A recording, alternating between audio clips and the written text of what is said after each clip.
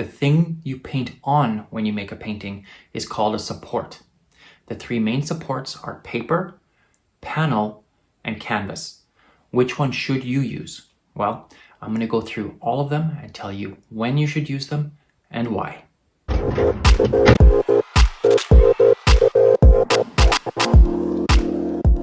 The first support I want to talk about today is canvas. Canvas is a woven fabric. It's made out of cotton or linen, but can be made of other things like hemp. That woven fabric is then stretched across wooden bars called stretcher bars. It's stapled on the back, sometimes nailed on the side. This makes the canvas tight.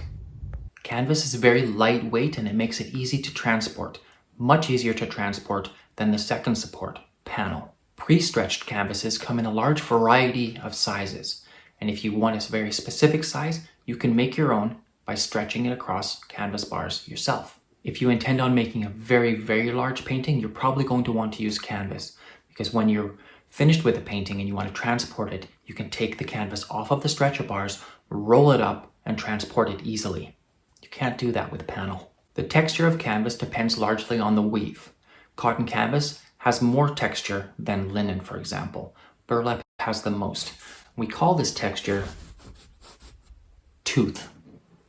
Canvas has much more texture than paper or wooden panels. Durability is not an issue at all with canvas. There are many canvases that have been around for hundreds and hundreds of years. When it comes to expenses, you really want to be careful with what kind of canvas you buy.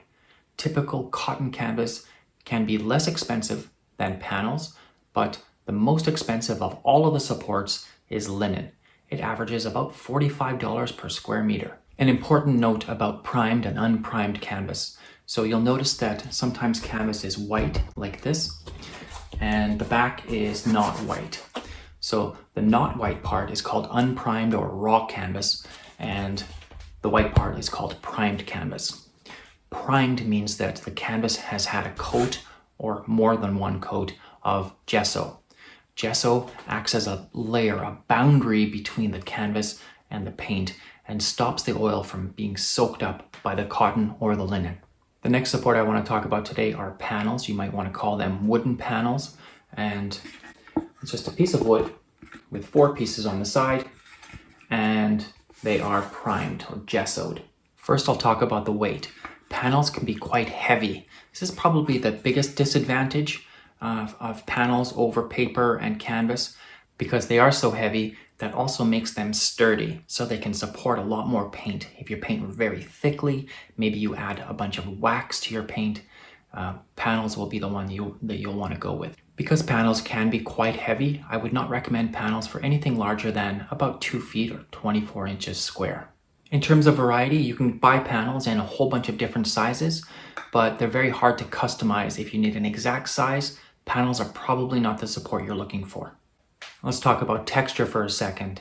The texture of panels is probably the most attractive thing if you're into doing a kind of painting that requires a lot of detail, because the texture of panels are very, very smooth. Smoother than paper, and certainly a lot smoother than canvas or linen. The durability of panels is very, very high. You can stack a lot of paint, you can mix paint with wax.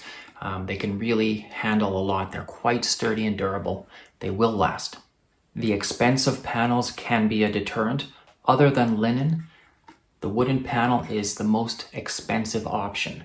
It's much more expensive than paper and slightly more expensive than cotton canvas. Let's talk about that final support, paper. Most people, when they think about painting on paper, will think about watercolor painting, and rightly so. But you can also use paper for acrylic painting and oil painting. The only thing is you can't use all kinds of paper. You can only use a very specific kind of paper. It has to have weight to it. I'd recommend getting a pad of paper.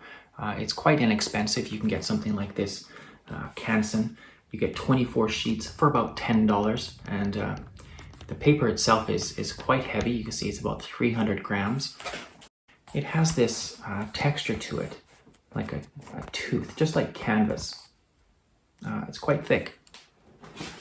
And just a warning, if the paper isn't heavy enough, it will fold and buckle and warp under the weight of the paint.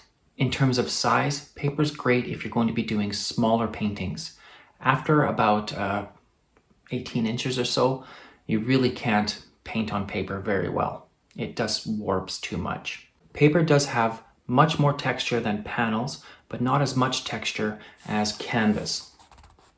So if you want a little bit of a textured look, paper might be good for that. The durability of paper is much lower than both canvas and panels. That could be a consideration. And lastly, in terms of cost effectiveness, the paper itself is quite inexpensive. Like I said, you can get 24 sheets for about $10. However, one thing to consider, if you are painting on paper, you're likely going to want to frame it. And framing is never a cheap option. So whether it's canvas, panels, or paper, hopefully now you have a little bit more insight as to what you want to choose as your support and why. Thanks so much. Subscribe, like, comment, and share for more art tips.